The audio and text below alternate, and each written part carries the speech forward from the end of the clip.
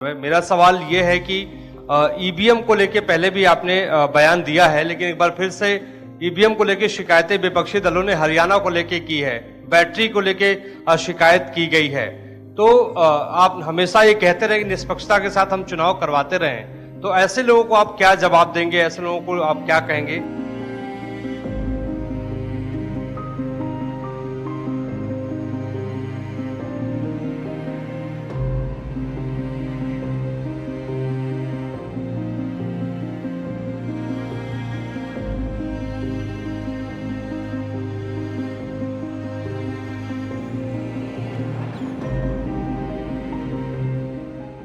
बहुत ज़रूरी है समझना, वोटिंग से करीब करीब 5 या 6 दिन पहले कमीशनिंग होती है।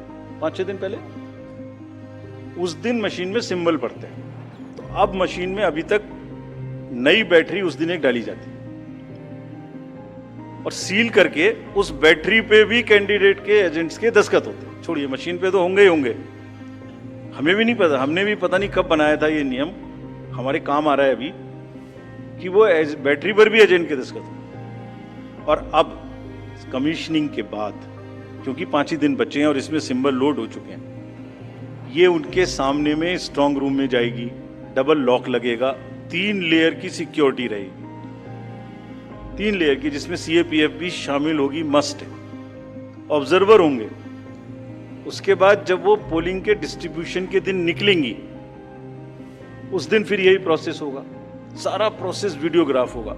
यानी वीडियोग्राफ होने के बाद फिर वो फील्ड में पहुंचेंगे, सेक्टर मजिस्ट्रेट साथ में रहेंगे, फिर कैंडिडेट के एजेंट साथ में रहेंगे, फिर वहां पहुंचेगी, फिर कहेंगे भाई देख लो इसको, सब ठीक है, जो आपको नंबर दिया, हाँ, और उसके नंबर भी सबसे शेयर किए जाएंगे, इस नंबर की मशीन इस बूथ पे जाएगी। फिर जब वो बूथ पे पहुंच गई तो कहें भाई मिला लो आप, उसी नंबर की है कि नहीं है, वोट भी डाल के देख लो 50 ठीक है कि नहीं है।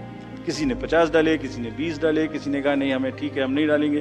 किसी स्टेज में किसी बूथ पर 20 कैंडिडेट हैं, किसी पर 5 कैंडिडेट हैं, किसी पर 5 ने कम वोट डाले, किसी ने ज़्यादा डाले, बैटरी उसी हिसाब से यूज। फिर पूरे दिन वोटिंग हुई, तब एक एक वोट का हिसाब रखा, फिर बंद हुआ। बंद होने के समय में एंड ऑफ क्लोज ऑफ पोल में फिर से दस्तखत कराए, फिर से हिसाब लगाया कितने वोट पड़े, फिर से फॉर्म 17C दिया, उसको कितना दिखाएंगे, कौन दिखाता है इतना, बताइए। कोई एक प्रोसेस कंपैरेटिव बताइए पूरी कंट्री में जहां पब्लिक डिस्क्लोजर पार्टिसिपेशन इतना अधिक हो, कोई ये बताइए प्रोसेस। उसके बाद में बंद करने के बाद में उसको स्ट्रांग रूम में बंद किया, फिर काउंटिंग के समय निकाला तो एक बैरिकेडिंग लगाई, उस बैरिकेडिंग के बीच में से जाएंगे, इधर उधर से नहीं जाएंगे ताकि कोई मिक्सअप ना हो। अच्छा, मिक्सअप कैसे होगा, वो नंबर हमने आपको दिया हुआ है। जब काउंटिंग में पहुंचे तो फिर कहें भाई चेक कर लो, फिर 17C से चेक कर लो, round wise round this is happening.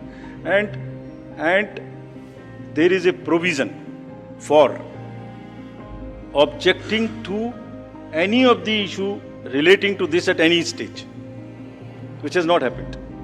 सो हम इंडिविजुअल जिसने, वो बिल्कुल सेफ है, बिल्कुल रोबस्ट है। अच्छा, और मैं बताता हूं आपको, आप पिछले 15-20 इलेक्शंस देख लीजिए, it is giving results after results differently. जहां मतलब ऐसा नहीं हो सकता कि जब पसंद का रिजल्ट ना आए तभी गलत है, ऐसा नहीं हो सकता। जवाब दे देंगे आपको, एक FAQ भी बनाएंगे, जैसे मैंने पहले बताया, ये एक सिंगल यूज बैटरी है, जब ये पड़ेगी तो 5-6-7 दिन के लिए इस्तेमाल होगी। इसकी जैसे आपके कैलकुलेटर में बैटरी है, I mean it is not mobile का बैटरी जो एवरी दिन चार्ज होगी, it is like calculator battery, 5 साल तक चलती रहेगी। जब शुरू हुई तो मान लिया वो 100% थी, वो धीरे धीरे यूज डिसयूज, कितना एक्सटेंसिव यूज, कितना ग्राफ किया, सबसे यूज होती रहेगी 10 साल के बाद तक, 5 साल तक। 5 साल में जब बंद होगी तो पता लगा उससे पहले 3-4% थी, आपको पता नहीं लगेगा, सडनली बंद हो जाएगी। बट हमने प्रोविजन बनाया हुआ है कि जब इनिशियल ये शुरू होगी तो इसकी 2 चीज हुई, एक परसेंटेज ऑफ चार्ज, एक output is in terms of voltage, it's a very low required voltage which the machines require. So anything between 7.4 to 8 volt is considered कि ये बिल्कुल परफेक्ट स्थिति में है। और इसको आप डाल सकते हैं। तो it is initially marked as that yes it is okay, go ahead, 99% it is charged. Now after commissioning के समय में भी मॉक पोल की जरूरत है, पोलिंग स्टेशन में भी मॉक पोल की जरूरत है, नंबर ऑफ कैंडिडेट्स भी अलग अलग है। सो ये एवरीथिंग कैन डिफर डिफरेंटली, और जब भी वोल्टेज 7.4 से नीचे आएगी तभी ये एक्चुअल वो दिखाना शुरू कर देगी। This is how it is designed. And अगर 5.4 या कोई परसेंटेज है उसके आस 5.8, जब 5.8 पर आएगी तो ये सिग्नल देगी, जैसे गाड़ी सिग्नल देती है येलो बटन दबा के कि अब ये बंद होने वाली है, so please replace. This is what it is. But for general, जिससे कि टेक्निकल लोग भी इसका एग्जामिन कर सकें, आप लोग भी जान सकें, हम इसका एक बिल्कुल डिटेल बना के, जितना मैंने बताया इससे भी ज़्यादा विस्तार में, इसको FAQ में डालेंगे। और जो भी सदस्य गणों ने, जो कंटेस्टिंग कैंडिडेट्स ने हमसे पूछा है और जो पार्टीज़ ने हमसे पूछा है, उनका हम बहुत इज्जत के साथ, बहुत सम्मान के साथ पूरा जवाब देंगे। और जैसे जैसे ROs अपना अपना जवाब दे देंगे, we have asked all ROs 20 कि आप सब डॉक्यूमेंट करिए, सब बताइए कि कब कमीशनिंग हुई, सब बताइए कौन कौन साथ में था, पूरा डिटेल विस्तार बनाइए, पूरी प्रोसेस एंड टू एंड।